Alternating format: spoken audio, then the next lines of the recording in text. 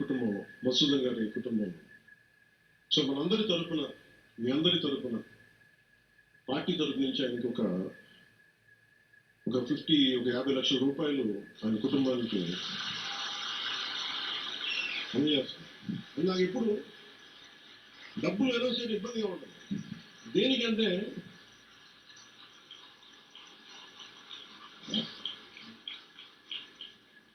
దేనికంటే మనిషి ప్రాణాలకు విలువ కట్టడం నాకు ఇష్టం. కానీ కొన్ని సందర్భాల్లో అది చిన్నపాటి ఊతం అవుతుంది. పిల్లల చదువులకు కావచ్చు, ఇంకోటి ఇవన్నీ కాకుండా మధుసూదన్ గారి కుటుంబానికి, మరి కుటుంబ సభ్యులందరికీ ఈ సందర్భంగా నేను ఒకటే వినియోగించుకున్నాను.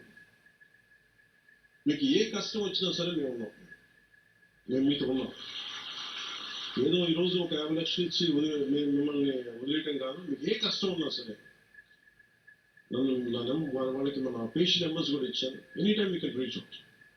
మీకు ఏది అవసరం ఉన్నా, ఎందుకంటే అంటే చెప్పిరావు ఉపద్రవం. నాకు ఏమనిపించిందంటే ఆ పిల్లోడిని మాట్లాడుతుంటే, మసూదన్ గారి కొడుకుని చూస్తుంటే ఒక్క సంఘటన పెద్దోడు అయిపోయాడు. 10 ఏళ్ళు ఏజ్ వచ్చేసింది. 10 ఏళ్ళు అంత ఉంటాయి అంతే, 10, 11 ఉంటాయి అంతే. ఒక 20 ఏళ్ల కుర్రోడు ఎలా మాట్లాడుతారో అలా మాట్లాడుతున్నాడు. ఒక చిన్నపాటి సంఘటన చాలు. నేను చాలాసార్లు అనుకుంటాను, పాలిటిక్స్లో రాకముందు రిస్క్ అది ఇది అనుకుంటే నేను అనుకునేవాడిని సింపుల్గా రోడ్డు మీద వెళ్తుంటే కూడా చచ్చిపోవచ్చు.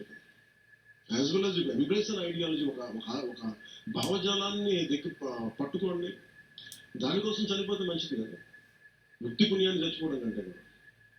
ఇక నాకు మొన్న నా కొడుకు ఒక ఫైర్ యాక్సిడెంట్లో చిక్కుంటే నాకు అనిపించింది. సింపుల్ సమ్మర్లో క్యాంప్ అది. ఫైర్ యాక్సిడెంట్లో చిక్కుకుంటే పక్కనున్న ఒక బిడ్డ చనిపోయింది, ఇంకో పక్కనున్న బిడ్డ మొత్తం కాళ్ళు చేతి మొత్తం కాలిపోయింది. వీడికి లోపలికి అంతా ఈ ఒక ఫస్ట్ డిగ్రీ జరిగింది. తర్వాత లోపలికి సూట్ అంటారు కదా, గాలి పీల్చేయటం ఆ పొగ. నా కొడుక్కి అర్ధరాత్రి పూట లేచి ఆ మేడపై నుంచి పడిపోతున్నాడు, కళ్ళు వస్తాయి. సైకాలజిస్ట్ చూపిస్తున్నాడు.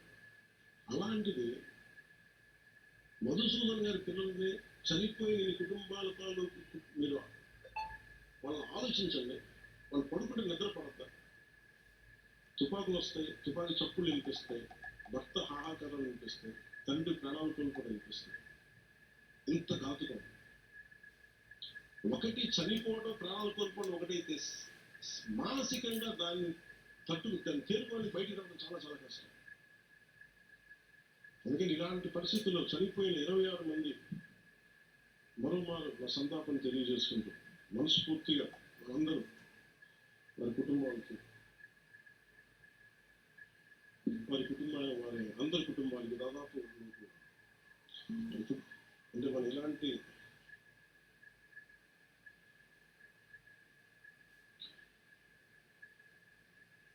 మందిలో ఒకరు ఇందూరు నుంచి సుశీల్ నత్యాల్, हेमंत सुहास जोशी मुंबई, विनय नरवाल हरियाणा, अतुल श्रीकांत मोनी महाराष्ट्र, नीरज उद्वानी उत्तराखंड, बिथन अधिकारी कोलकाता, सुदीप नेपोने नेपाल, शुभम द्विवेदी कानपुर, प्रशांत कुमार सत्पति ओडिशा, मनीष रंजन बंगाल, एल रामचंद्र केरला, संजय लक्ष्मण लाल ठाणे, सैयद आदिल हुसैन शाह पहलगाम చెప్పిన గుర్రం ఇచ్చే వ్యక్తి,